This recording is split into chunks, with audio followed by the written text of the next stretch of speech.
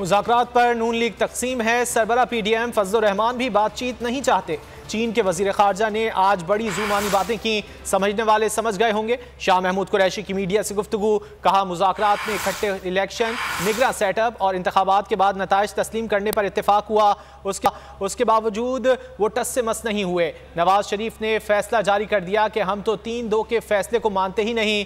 انہوں نے کہا مذاکرات کے دوران کارکن گرفتار کیے گئے، پرویز الہی کے گھر پر حملہ، مراد سعید پر مقدمہ کر دیا گیا۔ نون کی تقسیم بڑی واضح ہے، ڈیوائیڈڈ دکھائی دے رہی ہے۔ پی ڈی ایم ڈیوائیڈڈ ہے۔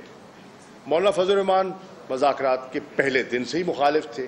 چین کے وزیر خارجہ نے بڑی آج زومانی باتیں کی ہیں اور میں سمجھتا ہوں سمجھنے والے اس بات کو سمجھ گئے ہوں گے۔ لیکن ہم چاہتے ہیں کہ انتخابات بیک وقت سارے ملک میں ہوں۔ یہ جو انتخابات ہیں وہ ایک کیئر ٹیکر سیٹ اپ کے تحت ہونے چاہیے۔ انتخابات کے بعد لوگ نتائج تسلیم نہیں کرتے، ہم نے کہا اس میں بھی بات کر لیتے ہیں۔ یہ سب کچھ کرنے کے باوجود ہم نے کہا یہ سب کچھ ہم نے کیا ہے قومی اتفاق رائے کے لیے، آپ کیا کرنا چاہتے ہیں؟ وہ ٹس سے مس نہیں ہوئے۔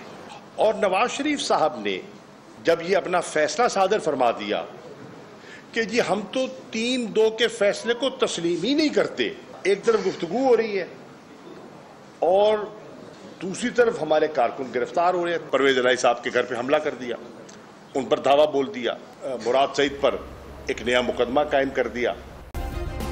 سبسکرائب کریں اور بیل دبائیں تاکہ کوئی خبر رہ نہ جائے۔